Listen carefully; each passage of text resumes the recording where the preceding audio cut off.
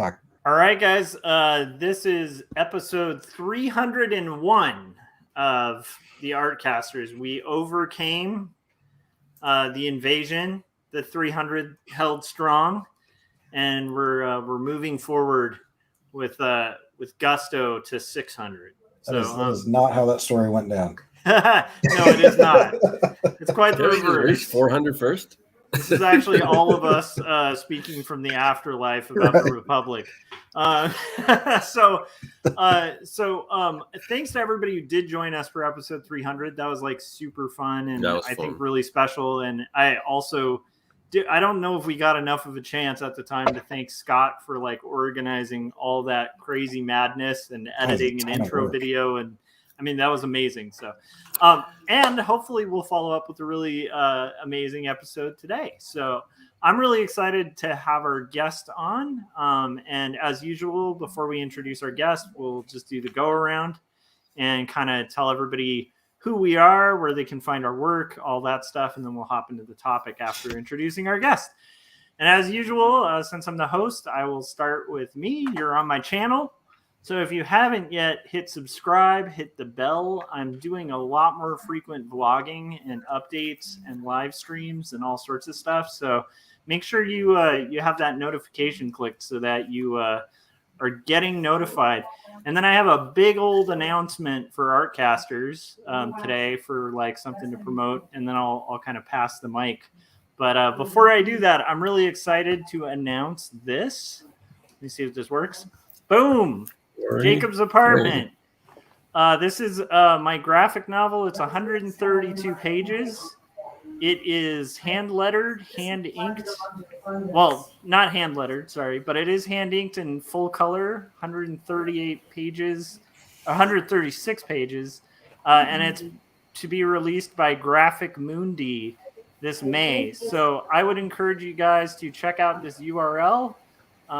Which is joshuakemble.com. Just click on Jacob's Apartment, check out that announcement, and make sure you pre-order Jacob's Apartment. I'm really excited. Graphic Mundi is taking a risk by publishing it because I'm an indie, and it's kind of weird because it's like I look at the other stuff on the slate for spring, and it's like a book of a guy's flight from the Taliban, like another story called Hakim's Odyssey that's about like an immigration story, like these really powerful, just kind of amazing stories. And then there's this weird story I did about kind of star-crossed lovers and faith deconstruction and identity.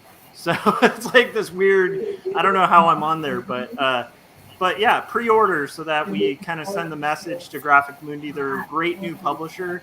And yeah, definitely make sure you guys pre-order that or go to your local bookstore.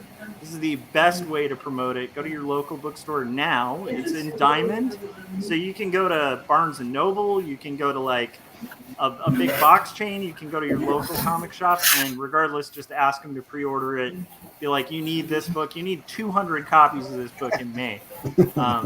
And also it's returnable, which is a good thing to tell your bookstore because like that makes a big difference for whether they'll order something or not. So sorry to start that off with like so much me-centric stuff, but yeah, that's the news. It's a long time coming, man. Congratulations. It's awesome. Yeah, I'm pumped because this is literally my first graphic novel and it finally picked up a publisher. So that's yeah. I remember when I first discovered you before we even knew each other, when you were doing Big Illustration Party Time and you working on it, and if you go back to Josh's earlier videos, if you want to see why, when Josh said he doesn't know why they picked him up, if you go back and watch some of his earliest videos, you can see him working on it, and you'll see why they picked it up because it's just incredible, like all his work. So. Oh, well, thank you. I will say the editor, Kendra below, is like, I just dropped my keys. She is amazing, and she made some like really smart edits and decisions that like took the book to a totally different level. So even I used to have the whole book on my website. So even if you've read it, there's going to be a lot of surprises in this and like just some subtle things that like tie all the threads that were loose on the book because it was my first book. So I'm really excited about it. I'm pumped. And with that excitement, I want to pass the mic to my brother from another mother, Scott. Scott, where can everybody find your work and all that fun stuff? Yeah, you can find my work at circworks.com, where you can also find some tools for making comics. There's actually a free tool called the Comic Maker Starter Kit. If you don't already have that, definitely pick that up. And it's just a bunch of cool tools for making comics. And then if you want to get a little crazy and get even more powerful tools or more tools than that, I got a whole bunch of comic making tools on my website. You can check that out. You can also find me on YouTube. Just search Serkworks Art Labs on YouTube, and you will find me where I've got a course called Making Comics 101. And that is basically step-by-step how to make comics. It's a huge course, the most comprehensive course you're going to find on YouTube, and probably for free anywhere, I would imagine. Prove me wrong if it's something out there I'd like to see it, but right now I'm going to stake that claim, and I'm going to say yes, it's the most comprehensive course on making comics you will find for free anywhere. So definitely check that out. Yeah, dude, I will back up that claim. It's a pretty incredible resource, and like even for people who are like from beginners to like veterans, like it's so like Scott does such a good job at like breaking things down to a very simple, digestible format, but like really complex things and also just like basics for comics. So definitely make sure you guys take advantage of that. It's a free resource, man. And Scott's just doing a world of good putting it out there. And we've had multiple guests. Oh, sorry, I was just going to say, you don't have to watch it if you don't want to watch it in order. Like if you just want to know about inking, just tune into the inking episode. If you just want to know about lettering, tune into lettering, or you can watch it all the way through. So it works on multiple levels. Yeah, it's the one that when anybody asks me, shows any interest in getting into comics, I'm like, just start here. Start here, and that'll I can answer whatever questions you've got, but I don't think you'll have any. Just start here. It's also good when people ask me questions on like some of the newer videos that don't know about it, and like they ask me a question about say coloring. I'm like, okay, well, check out this episode. Right? Whatever it is, it's like, oh yeah, I talked about that. Yeah, and like I mean, yeah, a good sneak peek also would just be like go check out like the hacks, like the art hacks, comics hacks videos on Scott's channel. Just give you a little snippet of like the kind of wisdom and cool stuff that Scott is going to show you that like honestly I would have killed to know as a young cartoonist. All right, so Cory, my other brother from another mother. I'm just going to be using that all day. But yeah, so where can everybody find your work and your brilliant animations and award-winning animations? If you could like clear the shelf of your giant awards. Did I show you guys this one? I just got this one. I think you did show it to us. Yeah, this is my That's pretty awesome looking. This is a fun one. You can find my stuff at corykerr.com. And if you go to what's new, there's some stuff there. I've got some things that I've posted on Instagram recently where I'm messing around parodying the news, so you can see that. I'm not sharing a ton right now because I'm in the middle of trying to figure out the story that I'll be animating in January. But when I mess around with stuff, you can see that on Instagram and Twitter and YouTube and whatnot. But all that's at corykerr.com. I'm going to go into the backlog and look at the catalog or whatever. Hell yeah. I love it. And Cory, you're looking much healthier today. My physical therapist read my file yesterday and said, uh-oh. And I was like, that's never something that you want to hear. And apparently they read my file wrong, and I have been using weights when I'm not supposed to use any weights for 2 weeks. So anyway, right. I don't know. So I'm glad I'm looking better because I'm not sure. I'm not sure. But I feel good. I'm able to move stuff around. I'm with all the 80-year-old women, that just got rotator cuff surgery, and we're sitting there just doing our weightless arm lifts. So, hell yeah. Yeah. You should show those grannies up, dude. I'm trying. Hell yeah. Yeah, it's good. Well, anyhow, it's good to see you like a little healthier, for sure. All right. Well, so our guest this week is Tim Phillips, a returning guest, and he brought a really cool topic up. And before we get into the topic, Tim, why don't you let everybody know where you can find where people can find your work, and then also links are also below too. So in case you guys are like watching the show, you didn't have time to write it down, there's links right down there for you guys. I guess the easiest way to find me is on Deviant. It's just Tim Phillips, all lowercase, on Deviant. That's pretty much, I think I've got everything on there. I'd say 90% of it's censored. It's still under mature patron, so you got to click that on there to see it. But everything on there is, pretty much it's all censored. And then if you want to get the uncensored stuff and full size plus variants, you can go over to Patreon. That's my main paywall site, and that's Tim Phillips NSFW.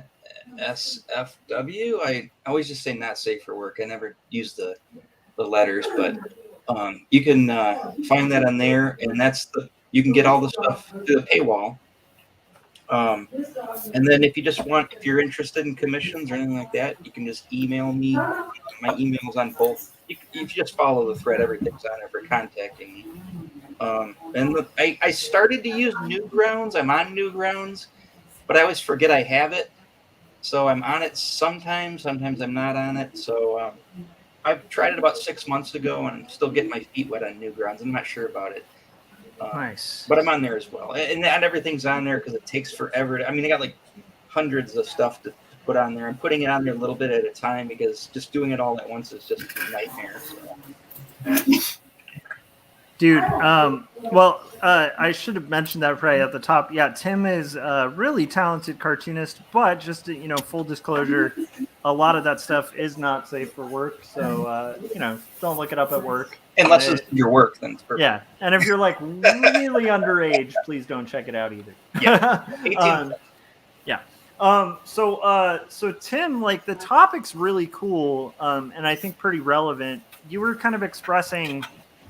Let me try to kind of kickstart it a little bit, and then maybe you can kick it off. But you were mentioning sort of the juggling act of decision making for an artist who works based on commissions or doing fan art, of like sort of deciding whether you're going to do sort of what the fans want and for fan art and commissions, or whether you're going to kind of target and focus more on like the type of stuff you want to draw, and kind of like the sort of, even for fan art, like the stuff you're a fan of that may be less lucrative.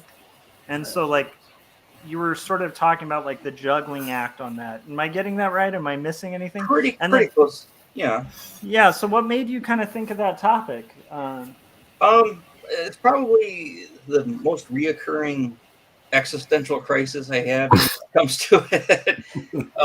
Usually it's like if I start seeing numbers go down or plateau, I go, first thing is, let's do damage control. What am I doing wrong, right? And then I take a look at what I've been doing as far as like what properties I'm picking, what genres I'm in, and then usually it's also right about the time I get sick of superheroes at the same time. So it's just like, I can't even look at a Marvel comic right now or a DC comic. It's just, I'm so sick of superheroes. It's like, what else can I do that's fun, And in September, I was kind of having one of those problems. And then I was talking to a buddy of mine who always gives me terrible advice. And he says, well, Halloween's coming up. He's like, I know you hate hate doing holiday stuff, which I do. I hate doing holiday stuff. And he goes, but Halloween's a big event, and a lot of people like Halloween stuff. So you might want to look into doing something like that. And I go, all right. I'm at a loss right now for sure. Let's just do Halloween stuff. I'm not a big horror buff. I like horror movies, but I'm not like my one friend's a huge horror buff. And I'm just like, I like Westerns. I like Halloween. I like Friday the 13th. I like all the stuff I grew up with. Then I thought, maybe I'll do some movie stuff, because I with doing movie stuff, I can do likenesses, which is fun to do once in a while. I like to try to do likenesses of actors or likenesses of characters, and I like to kind of set the mood for like the coloring. I don't know if this makes any sense, but I like to take like screenshots from the movie and make a what do you call it, a palette based on like a shot in a movie. It's like, oh, well, all the lighting's like this, and it's like all like that washing machine is actually that weird gray, although it's a green color. It makes this cool palette, and try to get my panels to look as close to the movie scenes as possible, at least the same mood.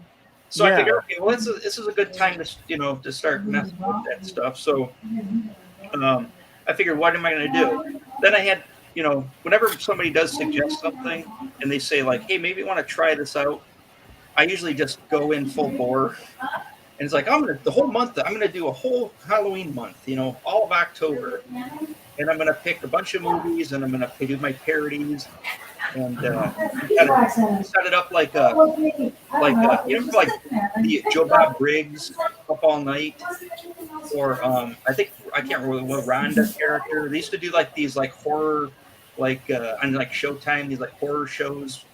And everyone's like, oh, I'll set it up like that. Like I'll have a host, and the host is going to be in a comic strip. And that comic strip's going to be like the intros of each one of the movies. So I figured I'd do that. And I picked, like I said, I started with Halloween, John Carpenter's Halloween. And then I did Friday the 13th. And I was going to do Nightmare on Elm Street, but I realized after watching Nightmare on Elm Street again, I really don't like Nightmare on Elm Street. Because I find that I don't like my serial killers or my maniac killers to be chatty catty.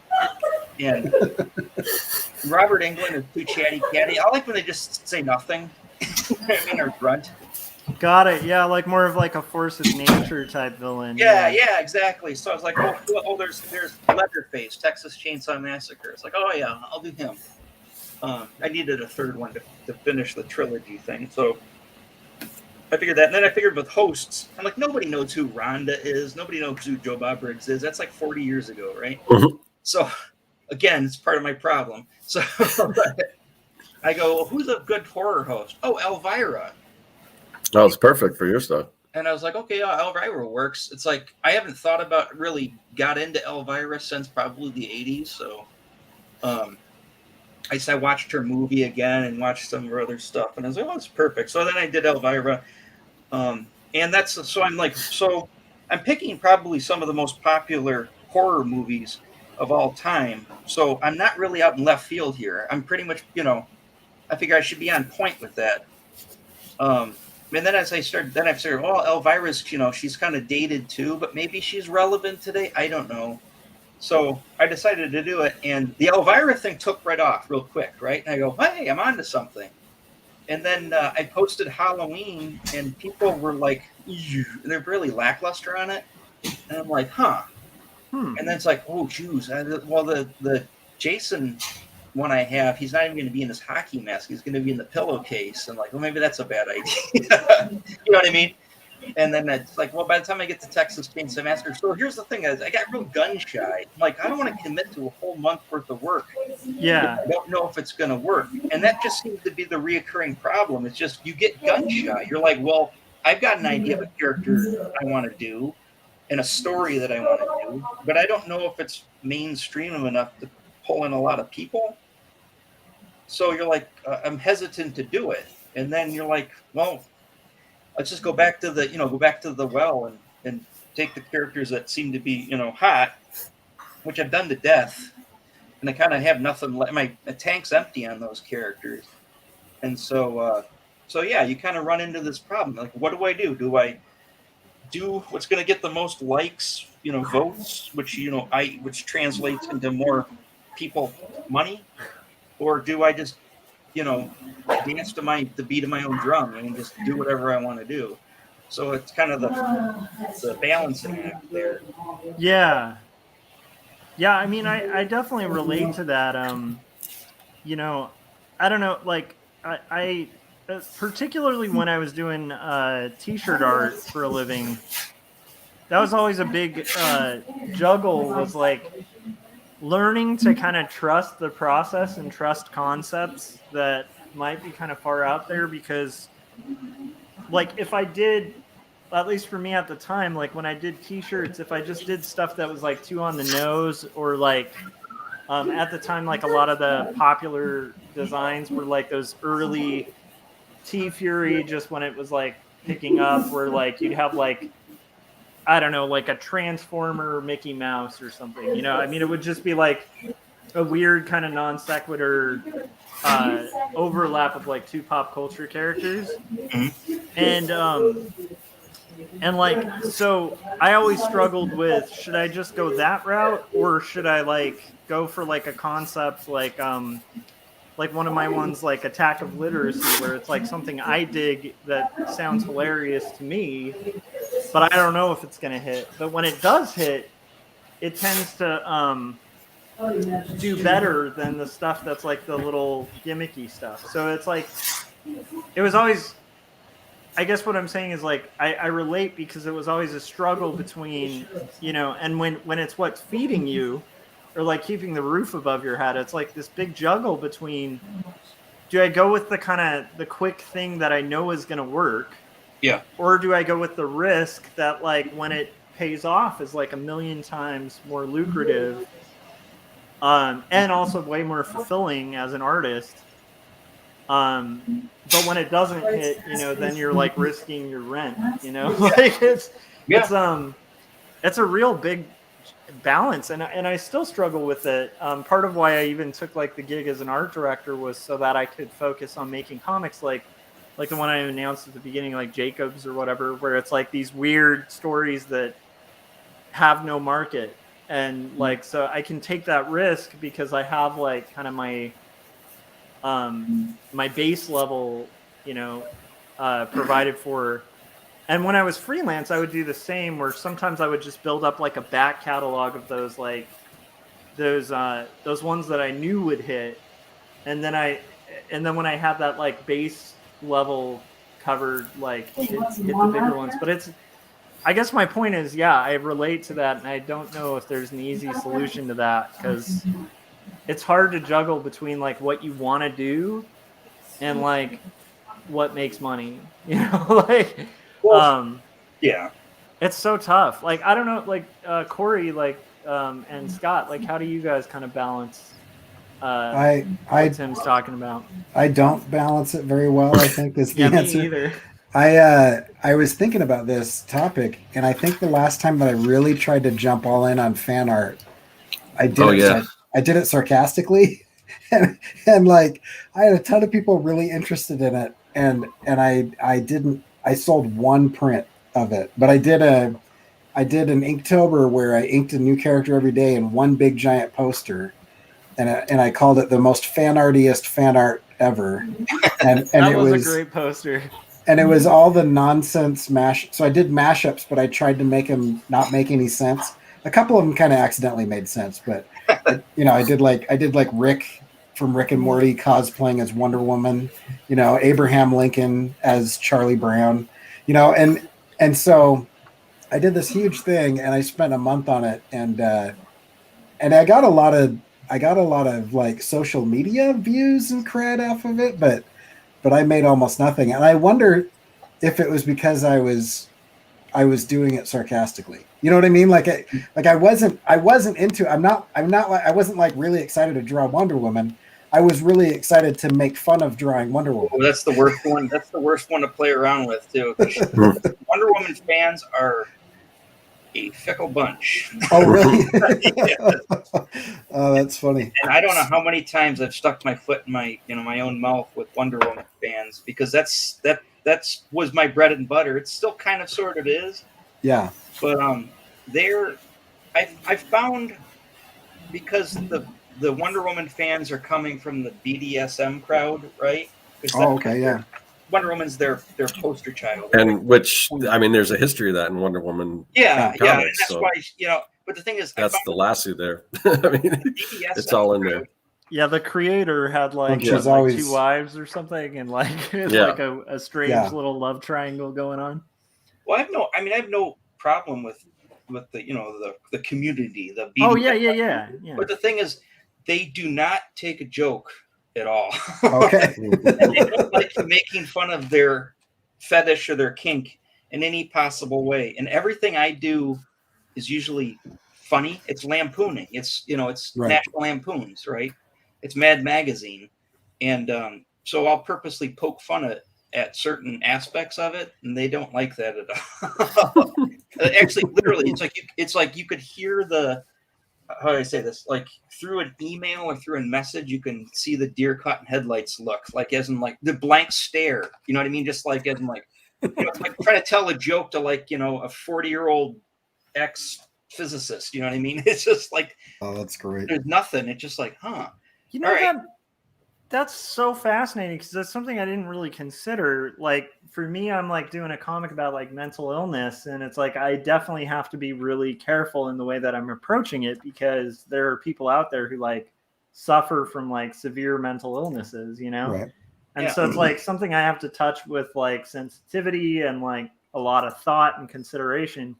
I know this is weird to say, but I hadn't even considered the fact that like people's kinks are kind of like that as well. No, and so like that actually makes a lot of sense because people are so kind of strange about their own, and I don't mean strange in a negative way. I just mean like everyone has their own individual like sort of interests in that area where a joke could really land the wrong way because like shame is like one of the least wanted things in a territory like that, and so like. Right.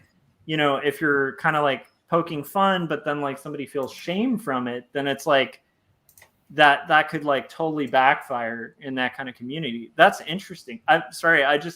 My mind just got blown. I never considered that. And I'm the person who says the most inappropriate things with the most, like I go see a girlfriend for the first time, meet her parents, and I say the most inappropriate things, you know what I mean? If there's little kids around, and I'm saying, my own son, I'll say very inappropriate things, right? It's just like, I have like no filter over that. So, because I always make fun of myself constantly. I'm very self-deprecating because that's the way I feel like I deal with life but if you can't laugh at your problems, right, you'll go insane. Yeah, I'm very much the same. Make light of every situation, and it's just like when people are around who either don't have a sense of humor, or just, feel shame or a little guilt about whatever the thing they're into. And here I am, cracking jokes about it. Right.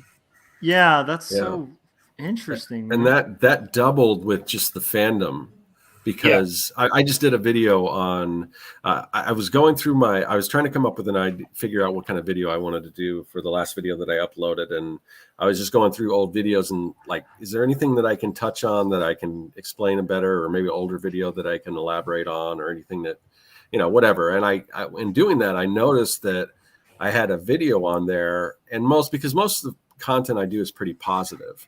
But there was a video on there that had like 50% dislikes, and usually I'm in like the 100% or 97%. And it just surprised me that it had this many dislikes, and the video was about Funko Pops, and I guess it just enraged people because I was coming from an angle of. The title I think of the video was "Why Do I Hate Funko Pops?" and I think. For one thing, I was coming from like asking myself, why would I hate these things? I mean, it's just a harmless piece of plastic. But I think people going into it, they were prepared to get a whole list of things why these things suck and everything, and just fuel all that. And when I kind of like, I mean, they are what they are. I mean, there's no reason to hate on it. But anyway, so I was kind of talking about that and just how people attach such ownership to their fandom, and really and everyone's got a different idea what they want that to be, and you can't please everyone. So it's just, and also that it seems like that negative, that the negative stuff on YouTube or social media, whatever, just gets way more views and everything. So, I mean, a lot of people are putting out content like that. So it just kind of surprised me. But people do attach that. And once on top of this fandom that they love, if you do anything different that they don't agree with, that's one thing. But also, like you said, once you bring into like a kink or something into it even as well, that's just like more icing on top of the cake or whatever. So yeah, I mean, I don't sympathize with that line that you're walking, Tim, as far as trying to, not upset anyone or whatever, but it's got to be difficult. Yeah. I mean, like a lot of times too, I'll get commissions and I keep trying to tell, especially reoccurring clients. And I keep trying to tell them, trying to kind of push them in, like I give them like templates for like a script, because I work on a very basic comic book script. You know what I mean? You've got your scene description for your panel, panel one, whatever, scene description, then the dialogue, and then maybe like sound effects, right? I like it nice and punchy because I know where everything's at when I'm looking for this through the script. I'm laying stuff out. I can just, I want to grab the dialogue. I'll grab it, there because it's already been proofread, and then I can just copy it right into, clip paint. And I like it set up a certain way, but I keep getting, all the stuff that I get for commissions is either in prose, which drives me insane, right? Or I get just this real weird outline that's all the information's there. It's just in a real weird kind of way, or some stuff's mismatched. Like as in like they'll say like page 3, and then you're like, you mean panel 3? You know what I mean? Mm. And you have to constantly keep going back and ask for, did you mean panel 3? Oh yeah. Okay. So I try to push reoccurring clients, like, here's a template, just copy and paste this Word document, just fill in all your information into there. Yeah. Do you use, what is it? I think Google Forms will allow you to create almost any kind of form. I just started doing that for this new project I'm working on. But it's a good way to get feedback from people, because that makes a lot of sense, because everyone speaks a different language. And that's the other problem is a lot of the people that I have, English is not their. I didn't mean it literally, but that's true too. Yeah. I get a lot of people from Italy. People in Italy are nuts. But yeah, I'll get those broken English, and it's like, oh, now I got to go through broken English too, and go through that. So sometimes it gets difficult. I can usually figure it out if I stare at it long enough, or obviously just go back and try to clarify. But when you're in the thick of it, it's like I hate having to stop. I like to have when I start something, I like to have a firm grasp of the script, because I've read it like 6 or 7 times, and I know what I already had. The stuff's already done in my head. I just got to get it out on the paper, and so having to go back in the midstream, or sometimes you didn't think about things, and you go in there and you're like going, wait a minute, this person's speaking here. This person's not even in the panel. You know what I mean? You got to go back and blah blah blah. I remember the first couple of comics I did with a buddy of mine. He was doing the writing and stuff, and he had all this grandioso scene descriptions and stuff. And I go, you realize this has got to fit on a 6-panel page, don't you? Yeah. He's like, oh, well, just stretch the panels into the next page. Yeah, but now our page count's off, and our page count has to be specifically 20 pages. Yep. Yeah, you got to stick in signatures of 4. Every 4 you add, man, you're adding a big cost to your book. Yes, I tried to tell people too. I would give them I keep writing these guidelines, which is not a good idea, but I'll write them and I'll say limit your panel descriptions to 1 and, because you can't have all these ands in here. And the problem is, I usually, when I write a guidelines, it's usually I just came off of a nightmare job. I'm really angry and salty about it. So I'll just type this like 50-page document, and it's like, there's my new guidelines. Read my guidelines and stick to it. You know what I mean? And then I have people proofread it, and they go, yeah, you sound really pissed off in your guidelines. Like, oh yeah, I guess going off about, like, don't make me do this. Don't make me do this. It is amazing though how often and how common it is. And this is actually one of the biggest arguments, I think, one of the best arguments for hiring seasoned illustrators and designers and cartoonists. When you're like, when I was a young graphic artist and illustrator, I didn't know the red flags from an email of like, oh, I don't have enough information to proceed. Yeah. And so I would just waste like tons of my time and the client's resources. And it wasn't intentional. It was just like a learning experience where it's like, you don't realize like how important it is to get these like vital things. So like when you hire a seasoned artist, like, or a seasoned illustrator or graphic designer for a project, they're going to ask a lot of questions up front that might even be annoying, but like you're going to get exactly what you want because of that. You know, but it is amazing to me how people will be willing to spend thousands of dollars sometimes, like, and literally be like, I want to hire you for a drawing. And you're like, okay, what's it for? Like, do you want it in print? Like, is this for web? You're like, I just want a drawing. And you're like, okay, well, let's figure out like what color, like, do you need a digital file? Is this an original? Like, I know it's weird, but it's like, there's a lot of people who like just want to come in with money and have like no idea what they want. And, you know, again, like it's frustrating, but it helps to have things like guidelines and stuff like that, like especially with continual work that's going to be in a certain field, because it helps both of you cut like wasted time. So it's like, you know, it's more cost effective for the client and it's more time effective for you. So, you know, yeah. I found that too, especially with my crowd. I don't know if this might just be my own imagination, but I feel like, especially if it's the BDSM clients, it's just like, is part of what you're paying for is to micromanage, you know, is to boss me around? Like, is that part of the thing? Is it part of the fun just to constantly to control me? You know what I mean?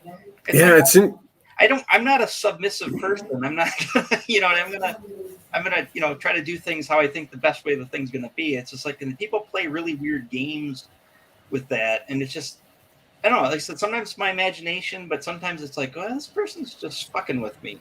But they're paying me, so maybe that's what they want to do. They're giving me extra money just to fuck with me. I don't know. Yeah, and again, since I mean, these I assume these are really specific requests they're giving you. So it's once you get into, you know, fantasy and things like that, that's so specific. You know, they want it to look the way they want it to look. So I don't envy having to duplicate that, you know, or recreate that whatever image they're dictating to you.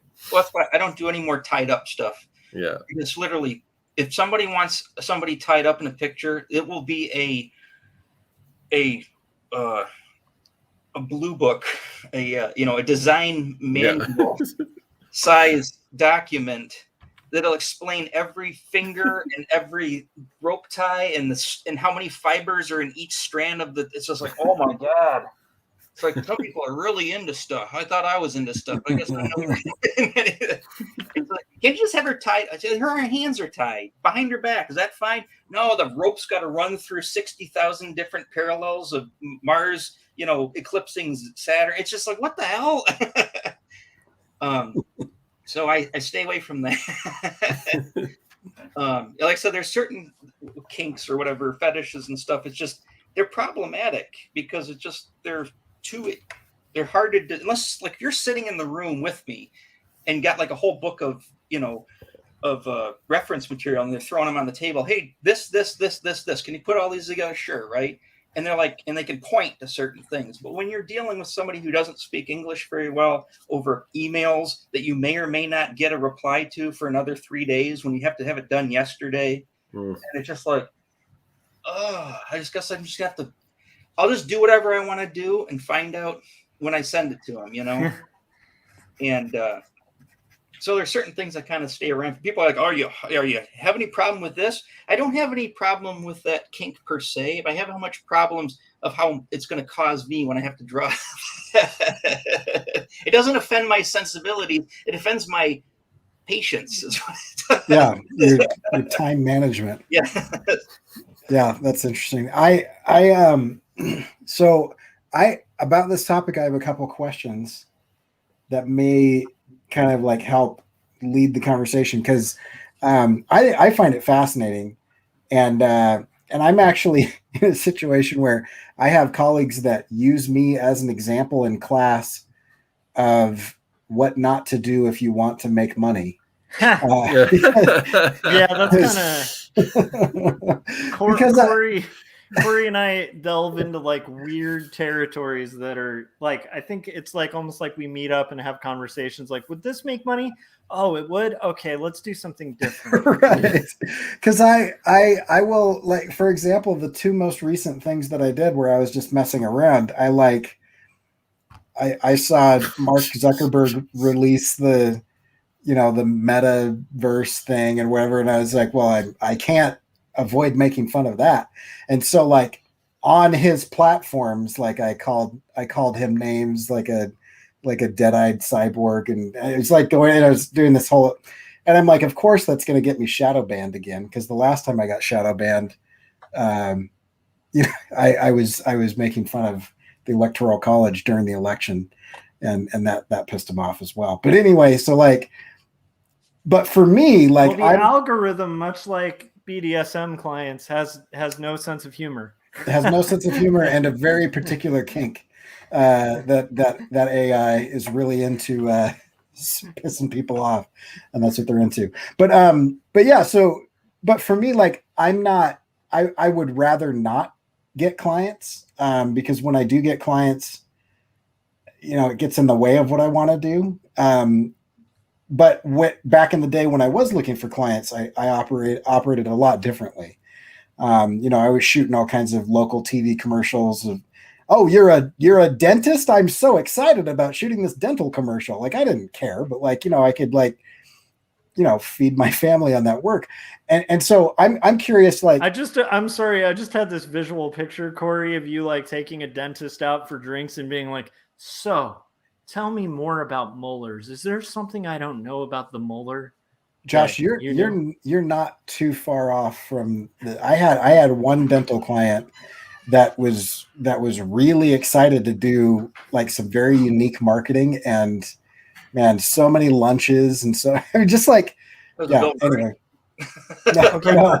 I had another client that was it was a CPA firm, and I think they just liked hanging out with creative people because they kept paying me to come up with concepts, and then they would change their mind and pay me to come up with a new concept. In essence, they were paying me to buy me lunch and pick my brain about ideas that they could do that they never pulled the trigger on. I did that for years with them. That's so funny. There was like this one time where I did these like bubblegum card packs for like Merrill Lynch. Right, yeah. And they would just have me do like tons of iterations of these like drawings of stock traders as like comics, and all of it was for like a little giveaway for like employees, and they blew thousands of dollars on these things. And it was a similar thing where I realized I think they just kind of liked the phone calls, and like us hanging out. It must be so horrifically boring to just talk about whatever you would talk about as a hedge fund operator, or whatever, that it's like, oh, let's get somebody in here who's like they're excited to have somebody who doesn't know. So like when they're like, oh, we need a guy who's going to be like this kind of style of stock trader, I'm like, what is that? And they're like, let me tell you. I am paying you to be interested in one of the most boring topics imaginable. That's so funny. So what I'm saying is, like, if my goals right now were like to get as many clients as possible, or to get a couple really high paying clients, I would be doing something drastically different, right? It's kind of like the same thing on YouTube. If I went to a conference that had, it was like a YouTube conference, like how to do well on YouTube. And I was talking to, people that would be hired to, really help, so the guy who, I probably shouldn't call out specific channels, but anyway, a guy who had done several very known YouTube channels, like the analytics and strategy behind the scenes. I was talking to him, and he said, I'll analyze your channel for you. And he came back and he just said, your channel is impossible to promote. Unless you did something drastically different, there is no audience for what you're doing. Oh, really? Yeah. And I was like, okay. So he's like, you have a couple of videos that have really taken off where you're doing like tutorials on software. And if you wanted to do tutorials on software, then you could blow your channel up. But I can tell that you don't want to do that. And I was like, yeah, that would be like my personal nightmare. Like, yeah. But I mean, and so like I'm coming from this, like, I know going into it that I'm going to make stuff that like less than 100 people enjoy and no one pays for. And you know, and then I occasionally land like one really big client that I'll take on because they pay me enough to make it worth it. But so I guess my question is, in my mind, I look at this as like there's like a long-term strategy and a short-term strategy, and I think in the long term, doing what you want to do seems like the best option, but it kills it. Yeah, but it kills you short term. Yeah, no, exactly. That's exactly what it does. That's why I say, you know, like I had a buddy who suggested the Halloween thing. He goes, you got to stop thinking about this as a hobby. You're a professional. You got to think about it professionally. This is a job. You're not supposed to like it. You're not supposed to do what you want to do. You work. You're working, right? You're treating it like a hobby. It's like oh, you know, I'm not into that this week. It's like, you can't do that with a job. He works for Chrysler. He's a sheet metal specialist. I can't come in and say, I don't feel like cutting the hood out to that car today. You know what I mean? Yeah. And I'm just like, yeah, but art's different. He's like, how's it any different? And I'm like, yeah, I guess you're right. He says, just do what. I don't know if he's right. I like disagree on a fundamental level. Like, I feel like. I do too, but you know. Yeah, but I mean, I feel like, yes, like when somebody is paying me money, you know, to a certain extent, I do what they say because that's the contract, that's the arrangement. Yeah. But art itself, I think, comes from somewhere deep inside and vulnerable and very individual to the artist. And so you can have the craft, you can pay me for the techniques, you can pay me for my skills. But if you want my art, you don't get much of a say. You know, if you want some illustration or you want some animation, I can give you that. But if you want my art, you're going to take the reins off and step back and let me do my thing. Yeah. So there's kind of, you know, and there's obviously a big range in between those two extremes. Yeah. So like, I think a valuable way to think of it would be almost like a musician, where it's like, you know, like there's multiple realms you could go if you want to make a living as a musician, but like the idea of being like the garage band that becomes the multi-billion-dollar band is probably the least feasible. Yeah. And it requires probably the most risk, right? The easiest route would be like be a session musician, right? Or like be like a producer or somebody who's like kind of on the back end, like doing things that are more kind of like marketable and like. But the downside is like the more you kind of go into those niches of like, I'm a studio musician, then like you might be a jazz bassist on the weekends and having to play like Britney Spears concerts, which you secretly want to stab yourself like while you're playing. And I've actually met like a jazz bassist who did that. Like he was like really famous for doing these jazz gigs that paid nothing. And then he would like literally tour with Britney Spears for like 2 months. And that would pay for his year of like playing weird clubs where like 3 people like the music, you know? Yeah. Is it Michael Keaton that does the, I do a movie for them and then I do a movie for me and then I do a movie for them and then I do a movie for me? Yeah. So I think that like Michael Keaton's onto something with that. I think that in my art career, and I've noticed this with Cory too, like I think that Cory actually gets some pretty lucrative work from the work that he puts in for these things that like he feels like no one will like, or like that aren't marketable. Yeah, I don't get big numbers, but the clients that I do eventually take on, they come for what I do. Yeah. Yeah, and they come with like I think a higher amount than like what they would otherwise. So I guess what I'm getting at is like I do think like at the end of the day, like we all need to make a living, and if you're able to make a living doing art, and I've said this on Artcasters like a million times, congratulations, you cheated the world. Like it's a hard thing to make a living as a creative. It's even harder to make a living drawing and designing. Like, so if you're able to do that, like, congratulations, you're the few and the proud, right? But I do think, like, if you're not thinking, like Cory was saying, the short versus long, if you're not investing in that long-term stuff, the stuff that you really love, I think it costs you in the long run, financially too. Because, like, for me in my career, like, the things that have been most financially and spiritually fulfilling as an artist were things like this, even weirdly enough, like this book, Jacobs. That was like a book I made with like no prospect of being published, and was just sitting dead for like a couple of years. And it was, 5 years of work just sitting there. That kind of thing doesn't make itself, and when that comes out, it will create opportunities that are lucrative and are short-term lucrative. That's been my experience as an artist, like, the entire time. But it's really hard to juggle because, again, it's like your friend who's the contractor or whatever. Like, you said he does steel, or he does sheet metal fabrication for the Chrysler Tech Center.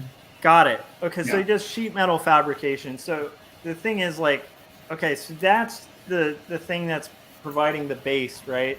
But even on a business level, at some point you have to kind of take risks in order to kind of have your own thing. And so let's say he had a dream of like doing his own sheet metal art. I actually know some dudes who do that. Like, he'd have to like somehow invest the time, like, outside of what he's doing for Chrysler, and possibly some resources to like start making his own thing. And at first that's going to be a risk that just seems like Noah's Ark or whatever, where it's like you're just building this ark out in the middle of nowhere and like nobody cares, and then eventually like it could actually grow into something. But again, like, if that did, it would probably be more lucrative than just kind of being like the Chrysler guy. And also it would probably give him more security at Chrysler, right? Because now he's got like confidence because he has something outside of that one position. I don't know if that makes sense. I knew a guy who, a good friend of mine who, he does metal work for like hot rods and restorations and things. And he was on TV as one of the crew that did those kind of like, hey, let's do your hot rod deal. And you think that was the pinnacle, but he actually didn't like that as much. And so he did several seasons of that, enough to where he was able to start his own shop and just take on the clients that he wanted to take on. And so now he just does a few cars a year and through his own shop and stuff. But it was interesting because he went through kind of that same thing that a lot of artists do, or designers or filmmakers or whatever, which is like, do the bread and butter, eat your vegetables, the type of work that is going to hone your skills and get you known, but maybe not be exactly what you want to do. And then you can kind of branch out and do your thing. Yeah. Yeah, I guess my only point, and then I want to hear from you, Tim, but my only point is, like, I actually think it's so important to do both. Yeah. Because I think if you focus too much on short term, it's kind of like short term investments. You'll only get short term profits. You need to sneak in those long term investments as an artist for your own spiritual art health. I know that's weird and artsy, but it's like, I do think you'll burn out if all you do is like the stupid crap that clients want you to do. But also you'll burn out if all you're doing are like these long-winded, like crazy Van Gogh type things where you end up going nuts and cutting off your own ear. Like it's like there's a balancing act, I think. But I do think it's important to do like those long-term things. I think Scott's a really good example because it's like Scott, do you want to talk about that a little bit? Like when you had like a full-time art gig, how you were kind of investing in this thing that when that gig dried up, I don't know. Can you tackle that, Scott? Yeah. I mean, let me see. So I mean, it was basically, I started I was working on building these, passive income streams while I was at my, full-time job. And at that point I was probably making more money than I did most other times in my life, because I had these other things. And of course, one of them went away, the full-time job went away, but at least it put me in a position where, I had something to fall back on. And then it was a matter of, working to build that back up. But, a lot of it, some of it is stuff that I genuinely like doing and caring about, that I care about, like, obviously the comic related stuff, the tools, but a lot of it's comic adjacent. I'm working on my comic. The comic doesn't bring in a ton of revenue itself, at least not right now. I'm sourcing that in the future. It will, once I, collect it and everything and really push it once it's complete. But the other stuff it's kind of the stuff that pays the bills, that has to do with comics, are more like the digital tools and things like that. So investing the time in those, even though it's not creating comics, but it has something to do with it. So I guess how that ties into this story is, if there's, something that you can find that, even if it only partially relates to what you really like to do, it's again, and Tim mentioned this before, but it's all a balancing act. Yeah, exactly. And finding something in each thing that you do that you can, because you just don't want to do a job if it's all like, okay, I mean, yeah, I don't really want to be doing this, but it pays. But if you can find something in it, something new that either you're learning that you can apply to something else, or whatever, try to find that what that one thing is that you do enjoy doing with every project. I don't know if that makes sense or not. Yeah, it does. I think it ties into like what Cory was talking about with I'm sorry, who was the actor who made that quote about, I think it's Michael Keaton, but it could be. I've heard it before. I don't know who it relates to, but I do think that's like a really good method, is like, you do your blockbuster stuff that's going to cover it, but like make sure you're always investing in like the little indie stuff too. And I do think, Scott, like, I think you're a good example of like when you were doing those investments that were outside of the thing that was kind of your base. And you were still paying attention to the base, but like when that base left, because you had been investing in those longer term projects, you had something, which again, like, I think that's really important for people to understand. Like, not only is it like good to do, it's also like almost vital for artists to do for like longevity, Well, and I don't think it's any different than what you guys are doing either. I mean, you're working this whole separate job doing comics. Now, you might argue that maybe comics aren't paying the bills, but it doesn't mean they can't or they won't, because I mean, look at all the stuff that's happening for you right now, Josh. I mean, you've got basically 3 graphic novels that are somewhere in production.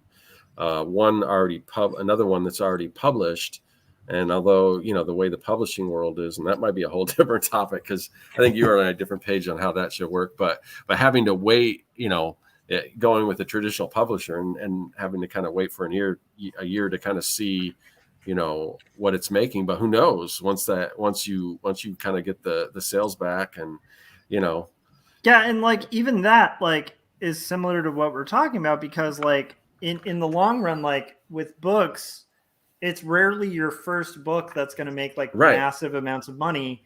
And even if you go the traditional publishing route, the theory is like, in theory, like the more comics you have out there, the better your old comics do. Exactly. Yep.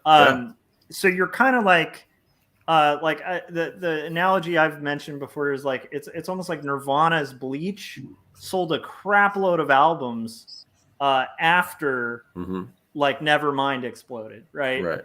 And so that thing went out of print and went through multiple pressings. And what's interesting is like Nirvana might have gotten a bigger chunk of those sales, at least percentage wise, because it was through an indie, whereas like the other was through a major. I'm sure they made massively more on Nevermind, but my point is, Bleach didn't sell that well initially. So it's like that kind of thing where you're kind of aiming for, you're building up a catalog. So like when people invest in one book, the other thing that's neat is like now when I'm promoting Jacob's Apartment, I'm now also promoting 2 stories. So now I get twice as big of a bang for my buck, like when I'm doing promotion and strategies and stuff like that. And like the more you can kind of have out there, if it's quality, it's going to be worth it because people will invest and stuff like that. But all of that requires a lot of like commitment and time. And again, I would think irresponsible, Tim's in that position too. It's like we have kids, and like families and stuff. So it's like, it would be super irresponsible for me to just be like, I'm quitting everything and I'm just going to do my own personal thing and do whatever I want, because you kind of need to live and have like, provisions and stuff like that. But anyhow, yeah, it is a constant struggle between, I don't know. Anyhow, I feel like we haven't gotten to you, Tim, in a long time. So let me know, like, Tim, it sounds to me like you do a pretty good job of kind of navigating, picking things you're passionate about, and then also doing the business stuff as well. But like for you, where do you draw the line, and how do you know when you've invested too much time in like the client stuff and you need to do like the art feeding stuff, the stuff that's going to feed your soul? I don't know. How do you kind of navigate it? All the Patreon stuff that I do, all the Patreon rewards, which is the bulk, it's about 50-50. Let's say. So the Patreon stuff, that's all the stuff that I want to do, right?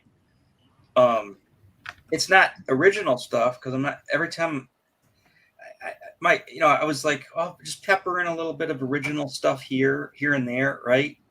And kind of see what I can do with there. And my original stuff never does. The numbers on it are minimal, right? Nobody wants to see anything original. Nobody wants to see. They want to see my point of view on well-known stuff. They don't want to see my point of view on my own creations. So I'm fine with that. I can go the rest of my life doing fan art. I don't care on that. Yeah. Because I'm always going to find something I can do within that. It's like, if I spent my whole year working for Marvel doing the X-Men, I didn't create the X-Men. Aren't I just doing fan art? Yep. You know what I mean? So you might create an X-Men character you throw into the mix, right? Just like I might throw an extra into one of my fan art pieces, right, that I created. So same thing. But so back to the Patreon. So the Patreon stuff is stuff that I want to do. The commission stuff usually, is obviously something other people want to do. But when I do, a lot of my clients are also patrons, and they also follow me because that's where they discovered me in the first place. They'll see something I do and go, I want you to do that for me, but just change, they'll literally give me my own artwork as reference. You know what I mean? I like the panel you did here and the panel you did here and the panel you did here. Do all of that with this character. Okay. I like it when they do that because just recreate the same drawing. So I get to do that stuff. And I usually, I'm all over the place though. When I find that I'm way out in left field, or I got to steer the ship back on course because I'm end up in the weeds, is usually when the numbers start tanking, right? And specifically, what numbers are you looking at? Are you looking at likes? Are you looking at comments? Or what type of engagement are you measuring there? So I look at my views first, right? My views of that specific. Like if I do a post, right, I'll check about 3 times a day after they first post that and just see where the numbers, see how many views it has, right? Mm-hmm. I have this weird thing with the time where, like, if it hit 500 views in the first hour, right? I'm weird about that. I think about things like OCD about that, right? But you almost have to be though when you're playing that kind of game. Like I used to have like rigged systems and stuff with T-shirts too, and it sounds very similar, like business model wise. Yeah, it's very trend based, and so like when you're in a trend based industry, it's like you are totally paying attention to like weird stats, like. Well, yeah. So anyhow, if I post something at 8:00 in the morning, and if I don't have a new patron by noon, I'm like, something's wrong, right? If I don't have a patron a day, something's wrong. if I go 2 or 3 days without a new patron, something's wrong. Or if I have 3 people leave on the same day, something's wrong. So looking at that, and then I compare things. It's like, okay, well, I just did this, and then I just did this, and this is blowing that out of the water, right? So obviously that's the direction to go more with that thing. What really discouraging too is when you look at your numbers and you're like, wow, why does my commissions, because I post samples of my commissions, right? Why does my commissions do better than my own stuff, right? And it's like, is it the characters they're choosing? Is it their ideas better? You look at stuff like that. So like when my stuff's doing better than my commissions, I go, okay, well, I'm onto something. I've also noticed that whatever I really like that I do, people hate. Whatever I hate that I do, people love. It's every single time. It's like they will like that really, that's like, oh, I hated that. I didn't want to do it. I want to finish it. It came out terrible, right? Everybody loves it. Everybody wants to see more of that. Well, I can't do that because I hate that. Yeah. Dude, sorry, I want to piggyback on that because lesson I learned real early on with illustration. I initially, when I first started in illustration, all the work I was getting was like vector educational art. And it's partially because most of my first clients were vector educational art. So it was like a lot of Adobe Illustrator stuff, a lot of happy kids. And I remember at some point I was like 2 years in to like wanting to do hand inked work, get hired to do that kind of work. And finally, I just stopped putting that stuff on my website. I just stopped putting work I don't want to get on my website. Mm-hmm. And then suddenly people started coming to me for like, hey, do you mind like doing this thing that's hand inked? And I was like, oh, that's all? I just needed to, I don't know. So which I'm sure you do too. Cause like sometimes when you really hate working on something, it's like, I don't care how much it pays. I don't want to do it. Sometimes just removing that can kind of help gear your audience too. Although it is tough if you're like in a Patreon situation where it's like, you don't want to like lose a ton of patrons or whatever. But I wanted to throw that out there for anybody who's like watching, who's like doing illustration or graphic design. Like, don't put stuff on your website you don't want to constantly do.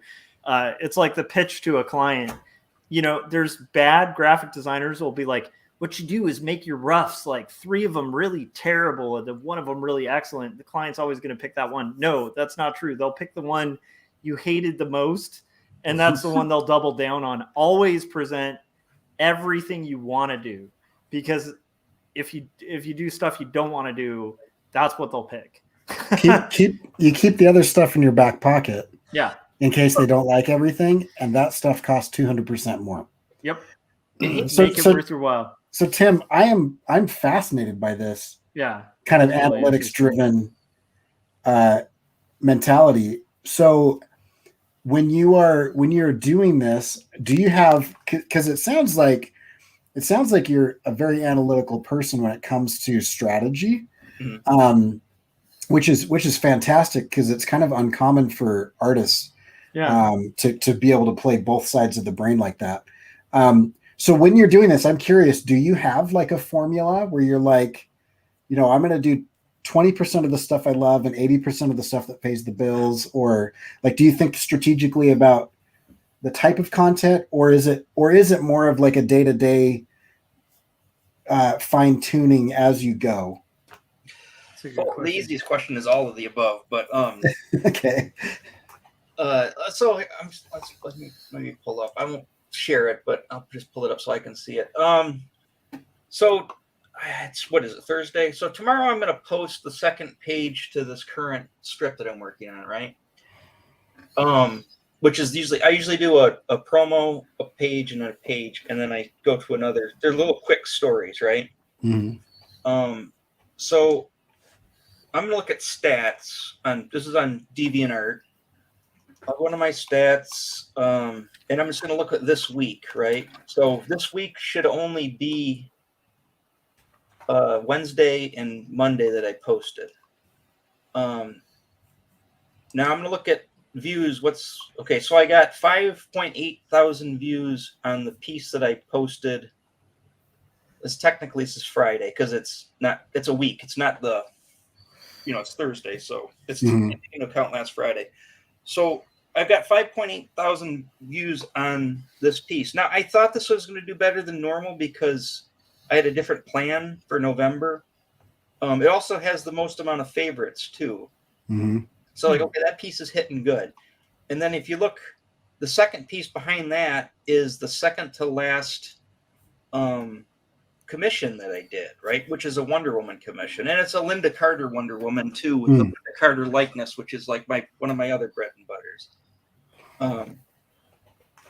Which also is also, when I think about it, I took a bunch of polls a while ago on Patreon to see my demographics, my age demographics, and I would say probably 70% of them were 18 to 24-year-olds. And I went, really? 18 to 24-year-old people like Linda Carter Wonder Woman? Because I was going to say, I grew up in the 80s, so I will tell you, I understand the Linda Carter thing. But but I just can't imagine. Like, I didn't know that was a thing still. That's awesome. Makes me happy. Keep going, guys. Oh, you guys having this problem with Deviant doing the snap thing? Yeah. I don't know if any of us are on DeviantArt. Oh, well, I'm on DeviantArt and I haven't cleaned it up. I kind of left when I stopped doing my webcomic, and when I was looking at Tim's stuff, I got back on there and I was like, oh, there's a bunch of really horrible pages when I was learning to draw. Wait a minute, Cory, is that like the dark corner of the internet where people can find your first graphic novel? I'm gonna go delete my account right now. Oh no, guys, go hunt. If you want, the Deviants where all my people are from. I mean, that's what it's because it's overrun with not safe for work fan art. No, I loved DeviantArt. It was I was actually thinking about this recently, and I was like, I was really analyzing because the last two things that I posted are kind of the antithesis of what you're talking about, Tim. I got almost no response. Yeah, and I like to get a little bit of response, but I was just like, is the stuff bad, or am I doing it on the wrong channel? And I'm actually making fun of Mark Zuckerberg on his channels. And I'm like, I bet if I did this on an ArtStation or a DeviantArt or something like that it would get better traction because they wouldn't be actively trying to suppress it. Yeah. But yeah, I actually started to think, like, should I be on Instagram? Like, since I go out of my way to mock everything about Facebook and Instagram. Like, is that actually where I should be? And it made me think of, like, back to the old stuff that I was doing 7 or 8 years ago. I was like, I liked DeviantArt. It's a cool place. A lot of people hate the new interface. I personally don't care. I think they fixed it a little bit since they've redone it, but a lot of people were going nuts about they couldn't stand the new interface. It's just like, it is what it is. I thought the old Deviant was kind of boring. I just thought it was funny that it took them like 10 years to release like a mobile app. Yeah. Which they did like a year or two ago. I was like, oh wait, you guys are still around? Like I left and forgot about it because I kind of switched over to everything mobile, and then I was like, oh yeah, I forgot. Anyway, but yeah, they just took their time on that app, man. Everybody was releasing an app, and then a decade later they were like, oh yeah, we could do that. So I look at the numbers, and I don't know if I heard it or read it or saw something at one time where somebody said that you should be getting paid, or you should be getting money from anywhere from 1% to 5% of your following, right? Mm-hmm. And 5 being on the high side, 1 obviously being on the low side. And so I would say right now I'm fluctuating between like 4 and 5%. So, if you've got 10,000 followers, right, then whatever 5% of that is, I can't do the math off the top of my head, but that's how many people should be paying you money on Patreon. So I figure, okay. So I just keep looking at that, and it's like, okay, how many? But see, you got to look at active people. It's like, okay, let's say you have 10,000 followers, but how many people are actually actively looking at each post? If you look at your views and it shows, oh shit, I've got like 10 to 15,000 views per post, right? Then you know probably the 10,000 people you have are pretty active and watching you, right? You know, if you've got 10,000 followers, but you know you only get like 500 views on a post, well then I would say that nobody cares, right? So if you've got that amount, and then that means that so many people are paying you on Patreon, then you're in good standings. And you're always going to fluctuate up and down. One thing that Patreon does that I cannot stand, drives me bananas. I mean, I know it's just a thing, but like I look at Graphtreon. I don't know if you know what that is.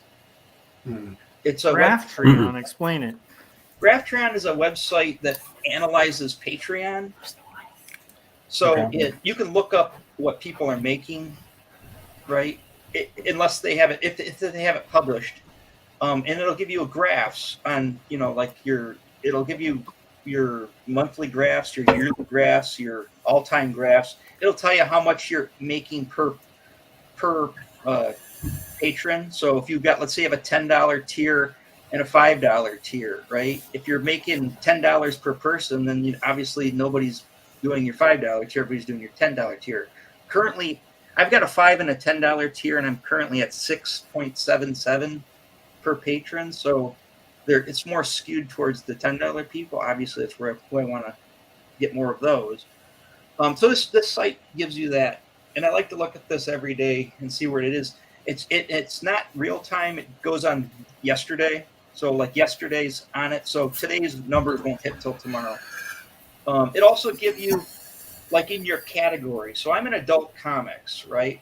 Yeah. It'll give you. What position am I?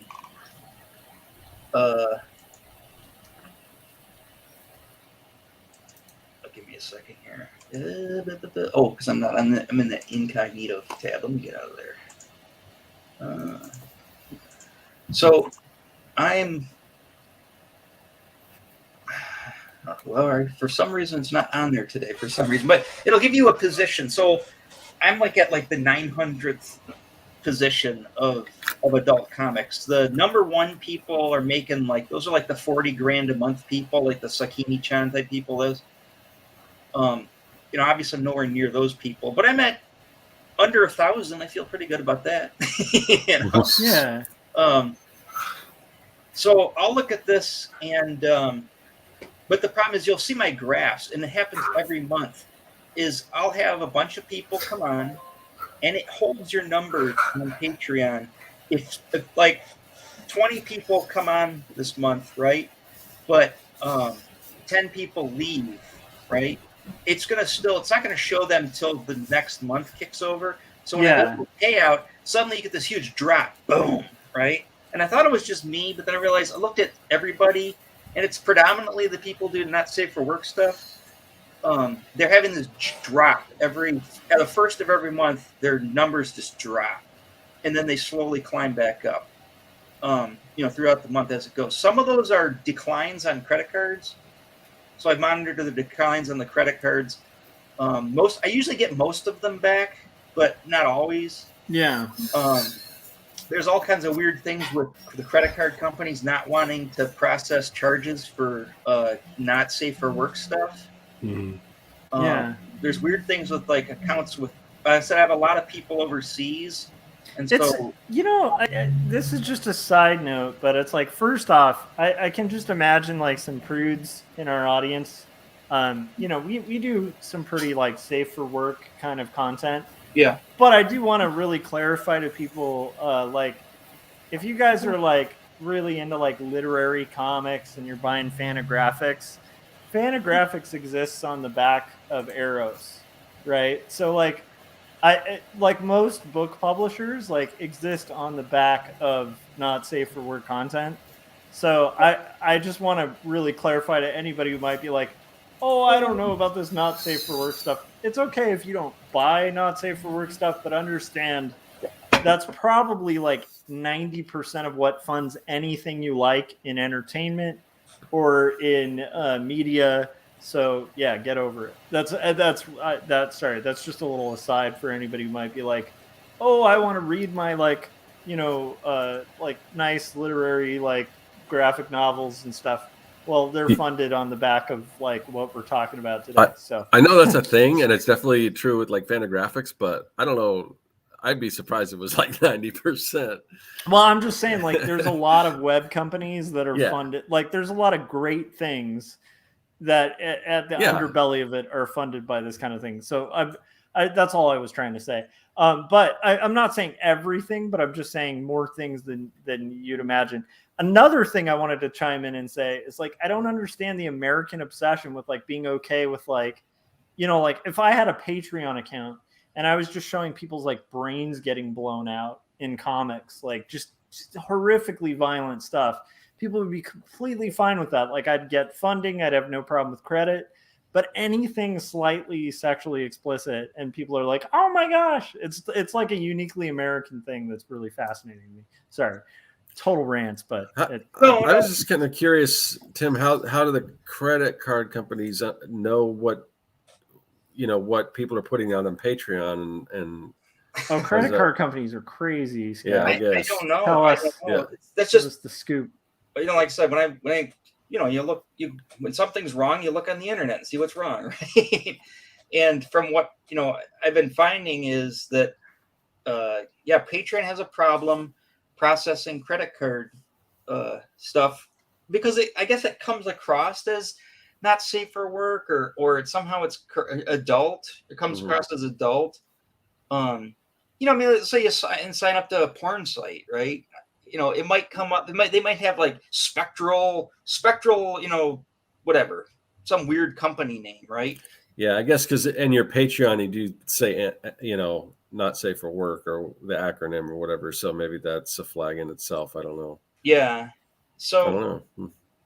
Yeah, I don't know. And Josh, exactly. I stopped worrying about that a long time ago as far as like the people. Yeah. And I wasn't saying that for you. I was just saying that more as like my own personal opinion. Like I personally don't do not safe for work stuff, but I also like, I'm not on a high horse here, like pretending that it's like not art. And I will say like, this to me actually is something I'm curious about. Have you ever thought of, obviously Patreon's pretty helpful for you and stuff.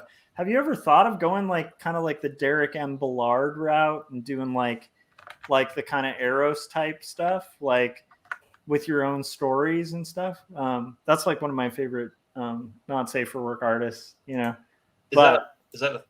Eros a thing anymore? Or? Yeah, I think they still exist. There's still like a lot of kind of overlap there with indie comics and stuff. I don't know. Or has it kind of like progressed so much to where like the digital space is sort of where it's at? I think it's the digital space. It's just like regular. Who goes to buy, who buys nudie magazines anymore, or who buys DVDs or videotapes anymore? It's all pretty much online, I think. Yeah, I guess that makes sense. That's just my opinion or my theory, but I could be wrong. But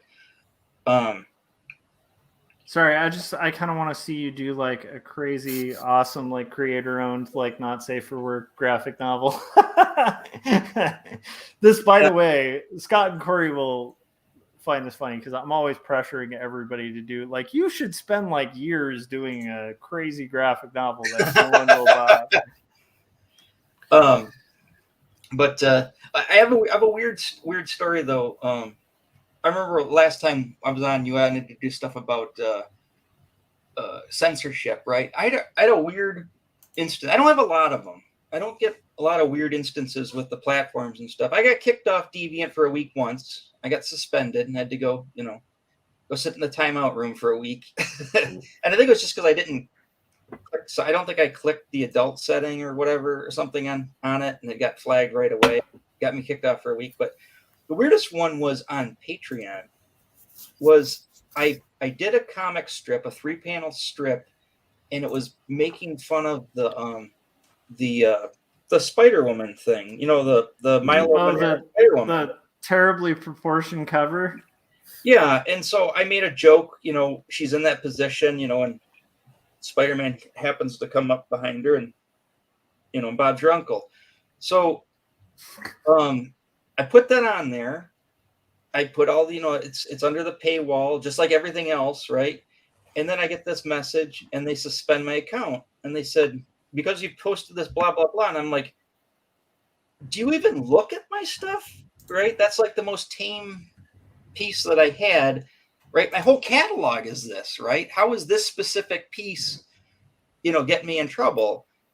And so I wanted to talk to some. I actually wanted a human being, to clarify what's going on with this, because every time I send, a message, it's like, oh, read the guidelines. I have read the guidelines.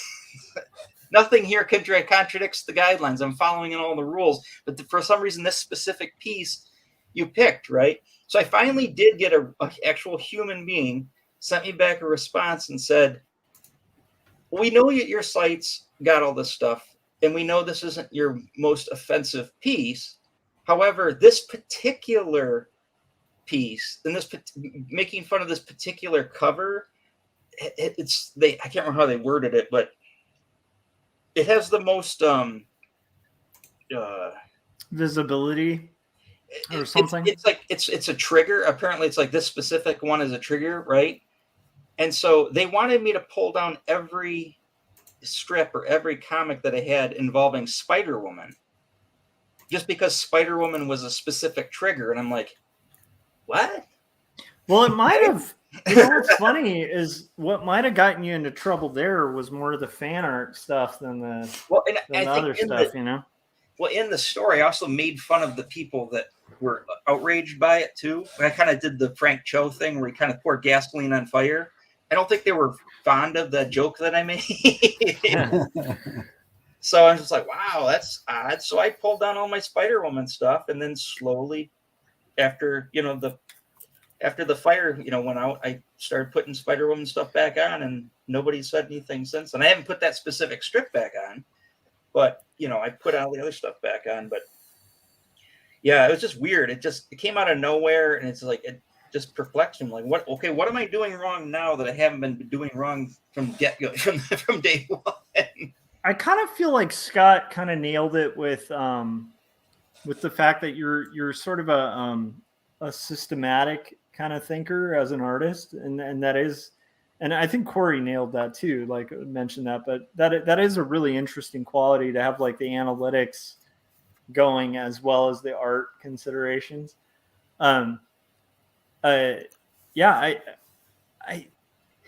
I think that's an interesting way, and that's actually, I think a lot of people, like regardless of like what they're doing in art, could pull a lot from that, like for a way to kind of make a lucrative living doing art, whether it's like not safe for work content or not. Like, I think everything you just described, like considering, is just like a very valuable thing. I don't know. It seems interesting to me. Well, yeah, I mean, I just assume that you have to, you always hear, the stories of people. It's like, oh, like Frank Frazetta is a good example. His wife did all the business dealings, or Jack Kirby, same thing. His wife Roz handled all the whatever. Jeff Smith too. Yeah. Yeah, it's just like, well, I've got nobody to do that, so you kind of have to do it yourself too. And I am a terrible business person. Everybody's always said, it's like, Tim, you suck at business. It's like you always make the worst decisions in business. I've gotten better over time doing that. But I think you have to do that. I mean, you have to look into that stuff. I mean, maybe I'm a little obsessive compulsive about it, but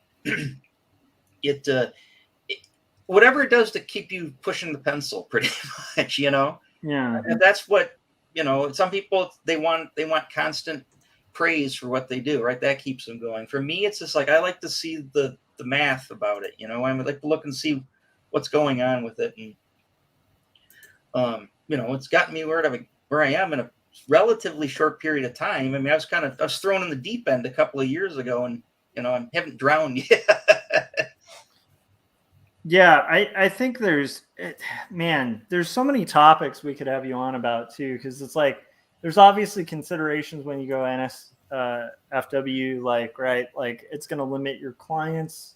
So it's like, while it could be lucrative with one client, like you almost have to think like if you have like more mainstream content, then you might need to have like pseudonyms and stuff.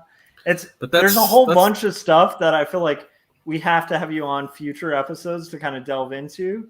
But I do feel like what you were just talking about is just so essential, because it's like, dude, you're a business as an artist. Like, there's no reason to not think of yourself as a business. And when you're building your own business, it's smart to kind of make a good balance between like morale, like stuff that's going to keep your own morale high, like the same kind of stuff you'd have to think about at a business, right? And stuff that's going to be like more long-term investments in art and more short-term investments in art, and kind of finding that balance by paying attention to like the numbers and sales. It's pretty cool. Well, sorry, Scott, what were you? Oh, I was just going to say that's really you're eliminating a lot of people if you're choosing to do, not safe for work stuff, but that's no difference than niching down in any category. And I'm in 100%. Big favor of niching down. I just I think it makes sense once you find a particular group of people that are really passionate about something. I think those fans are going to be, I think it's going to serve you better than just kind of shooting for the moon and just kind of scattershot, trying to reach everyone. Yeah. And also just, I know this is another like not safe for work plug, but it's like one of the best reasons that there is a comic defense legal fund available is people messing with copyright and Mickey Mouse. And I really encourage people to look that up. Mickey Mouse and the Air Pirates. I think that's what it's called. But it's like a really great piece of comics history where a bunch of indie cartoonists did pretty lewd, like pornographic material using very well-known Mickey Mouse cartoons very excellently. Like it looked straight up like something produced by Walt Disney, and it went to Congress. It was such a like huge thing. So I as an indie cartoonist, I just can't not be slightly defensive and supportive of that kind of thing, because it is a little fuel of like freedom of speech, freedom of press, all that fun stuff that allows all of us to like have a really good platform, Well, I mean, if you look at all the underground comics of the late 60s, early 70s, every single one of those was drugs, sex, and violence. Mm-hmm. That was pretty much predominant. I would say sex probably number one, followed by drug use, followed by violence. I mean, that's pretty much what the underground was built on. And if you want to be consider yourself indie, or you want that street cred, say, oh, I'm underground and indie. Well, you got to look at what it was built on. It was built on R. Crumb. It was built on Von Baudet. It was built on all those guys. Hell yeah. So, it's always going to be my friend. I was on a conversation with one couple of friends, and I was kind of talking about, he says working out pretty good, and then one friend said something along the lines of, yeah, but you better hope the pandemic doesn't mess with your numbers. You hope, when people get kicked off the unemployment, that your numbers don't go down, or something to that effect. And the other person said, I think people are always going to be horny. I don't think that's going to go away. So, and this is this type of art doing this stuff. It's a treadmill or a conveyor belt. It never ends. It just keeps going, and you're just going to keep doing it and doing it and doing it and doing it until you drop over dead at your table, pretty much. So. Yeah, and I mean, I think that's like that's one of the reasons I get kind of defensive of that kind of thing. Is like at the end of the day, like we're all cartoonists and we're all going to be drawing till we're at our deathbed. And on that bright note, we've been going for an hour and a half.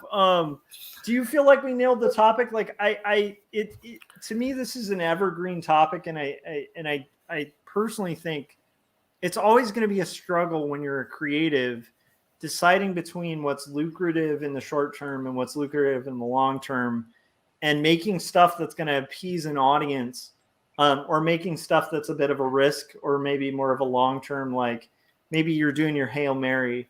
But I guess bringing the Hail Mary into it, like, and I hate sports analogies because I don't do sports, but they always come in, like when it comes to business discussions or art discussions.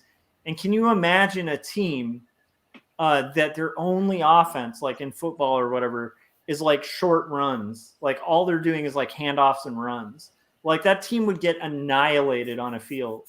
So, for me, like a takeaway from this is like, you always want to make sure that you're doing those, like those wild passes, like that, like take a risk every once in a while, because the risk can pay off in like a grand thing. Playing, but your sports reference and finish it with a car reference, which is yes, bad. That's okay. I mean, I spent some years working as a mechanic, right? And when you first start working as a mechanic, you're going to change a lot of oil. You're going to change a lot of oil until you get to start building hot rods, and start doing the fun stuff, right? So I look at it like, if you're the short-term stuff, right, the stuff to build your bread and butter, it's changing a lot of oil. You're going to change thousands and thousands and thousands of cars' oil until you get to finally kick back and spend all year working on that hot rod in the garage. Hell yeah. It's the same thing. I mean, yeah, it's like you got to do the short-term stuff, obviously, to get to a certain point. But hopefully at a certain point, you can, you can do that thing you want to do. Whether it's that could still be fan art, but it's just something you really want. It's like I'm a big fan of some obscure character nobody's ever heard of from 50 years ago, and I want to do 100-page, sex rock epic. Trying to think of it in a prog rock kind of way, I think you need to do a sex rock opera. That would be amazing. And do that thing later. I actually watched it was a video of Isaac Asimov. He did an interview with some guy. I don't know who it is. This is like in the late 70s, early 80s. And they said something similar to him. They said, if you just write a couple of, longer stories or a couple of big stories, you can afford to take off a couple of years and enjoy your life, right? And do what you want to do, right? And he said something to the fact, he said, well, I don't want to do that, because if I do that, I'm going to spend all of that time obsessing about doing the next job, I think. Does that make any sense? Yeah. It's something, it sounded like, it kind of, when I heard it, I was like, oh, that sounds like the same thing. So, yeah, I mean, hate's a strong word when it comes to some of the stuff you do. You could take the worst client and the worst commission you're doing is something you think you hate, right? And you're like, I'm sitting here in my bathrobe, right? It's 20 below zero outside, and I'm sitting here in my warm apartment, my bathrobe, and I can get up when I want to get up, right? And I can do this when I want to do this. It's like I could take the worst commission and compare it to just one simple day of a day job on a good day in the summer, right? And you're like, okay, suddenly I don't hate this commission that much anymore. I don't hate this bad job. Dude, that is so well said. One of my favorite things from Adobe Max, and I know that Cory's seen him speak, and so has Scott, but Aaron Draplin, and I think I'm mispronouncing that. It's Draplin, right? Yeah. But he always, like, when I saw him at Adobe Max, he pointed outside, because there had been a bunch of guys like outside, like it's LA, so there's always construction, and they had been building this like giant scaffolding, and he's like, hey, did any of you designers, like, who feel like terrible about your jobs and like hate doing design and hate the fact that you're drawing and clicking a mouse for a living, notice the guys like on the scaffolding outside? And he's like, because if you didn't, you should. Yeah. Because like that's a job. What you do is fun, and that's ridiculous that you're getting paid to click a mouse.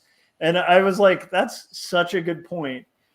his whole point was just like, you should take pleasure in the fact that you're paid to like move a mouse or like a Wacom, and like you're drawing, you're designing, even if it's the stupidest design in the world. As far as like life goes, like you're not pouring concrete, like this is a pretty cool career. I replaced a gas tank on a garbage truck. I think that was probably my worst job ever. Yeah. And if you think about replacing a gas tank on a garbage truck, which is not only dangerous, but is not pleasant to be underneath the garbage truck. That's a used garbage truck. Gosh. It wasn't sent to the wash before it came in the garage. Yeah. Clicking a mouse and pushing a pencil in 70-degree air-conditioned environment in your bathrobe, right, is pretty nice. Where sweatpants is your suit. Oh, yeah. Your uniform is a pair of sweatpants. I love it. We're always cheating the system being artists. And as long as you can cheat the system being an artist, good on you. Yep. All right. With that being said, does anybody have anything else to add, or should we close this sucker out? No, I think we danced around the topic pretty well. So, all right. We ever solved the problem? Well, like you said in the beginning, I don't think there's actually an answer to it. Yep. Yeah, and I will also the one thing I also want to reiterate. Sorry, I just realized this could also come off insensitive in the sense of, at the end of the day, if you can make a living doing art, you're doing good. And I think we said that at the top, and I think that's hugely important. And the big long-term stuff is really fun. But honestly, if you can do anything in creative and make a living, that's you've won. So that's a really important thing to highlight. And then, of course, the long-term, the Hail Marys and stuff, that's great. But as long as you're making yardage, man, or you're, honestly, changing oil is there's a lot of mechanics that make a really good living changing oil forever. That's not a bad living. So, you know what I mean? I'm just saying, it's important to understand, at the end of the day, we are trying to kind of have a career in this. So having a career doing it is nothing to beat yourself up about or whatever, especially if you're starting out. Just take whatever it pays, take it and be hungry. All right. Tim, where can everybody find your work? Thank you for being a guest again. And as I mentioned before, there's all sorts of curious questions that we're going to have you back on to just discuss if you're down. But sure. But yeah, where can everybody check out your work, your Patreon, all that fun stuff? Well, DeviantArt's my main site to go to first, which is Tim Phillips or DeviantArt, Tim Phillips, all lowercase. And then from there, you can find the link, or you can go straight to Patreon, which is Patreon / Tim Phillips Not Safe for Work. I think it's capital T, capital P, but I don't think it matters, to tell you the truth. Those are my two places. And like I said, I'm just trying out Newgrounds to see how it works. So if you're on Newgrounds, you can hit that up too. I think it's the same thing, Tim Phillips. Awesome. All right. Cory, where can everybody find your stuff and your crazy things that criticize Mark Zuckerberg? You can find those at CoryKerr.com. And if you want to watch the animations, there's a lot of animation thing. You can see some of the comics that I've got there. I think I have my full, a couple of full books just available for free on there. And then I repost those elsewhere, like Vimeo and Instagram and whatever. But so that's where you can see that. Awesome. And then Scott, where can everybody check out your insanely not safe for work content? I'm just kidding, because out of all of us, Scott is the safest. You can find my stuff at Serkworks.com. You can also find my YouTube channel, where there's tons of videos on how to make comics and just advice for artists and all that stuff. Just search Serkworks on YouTube. You'll find me. And in addition to that, I just want to talk a little bit about this show, the Artcasters. We do this show every single week. It bounces around Well, it did bounce around back and forth from Josh's channel to my channel, but now that Cory's an official guest, it will be also going to Cory's channel. So if you're not already, first of all, if you're not already subscribed to Cory's channel, definitely do that. But it's getting even more confusing. So in order to alleviate that confusion, the best way to do that, we've come up with a solution, and that's just to join our mailing list. And we don't spam you or anything like that. We just send out, about 30 minutes ahead of time before we go live. We'll send out a newsletter, and it'll have a link so you know what channel we're going to be on. It'll let you know what the topic is, who the guest is, and all that stuff. So definitely join that, because YouTube doesn't always necessarily notify people when new episodes and everything comes out. So so definitely check that out. And there's a link in the description of this video that you can click on to join that mailing list. I love it. And I just realized I didn't plug my stuff, and usually I do it before, but it's good to close out with, because I have a brand new graphic novel, 138 pages, full color, slice of life. It's a risky story that deals with losing a loved one to cancer, interpersonal relationships, religious, like basically dealing with the questions in life that can shake even the strongest of faith. And it's a real gamble, but it's also, I think that if you bet on it, it's a really good book, and you should pick that up from Graphic Mundi, graphicmundi.org, who are going to put it out in May of 2022. So go talk to your local comic shops. And again, that's also, it's not safe for work, but it's definitely not a book for anybody but young adults and above. But yeah, if you're into slice of life and indie comics, go support that. Go hit up your local comic shop. And thanks to everybody who joined us in the chats. And it's been a really fun conversation. And Tim, it's always a pleasure having you on. And we will see you guys on the next Artcasters. Cory's channel next time. So yeah. Yes, on Cory's channel, which is exciting and feels like an induction ceremony almost.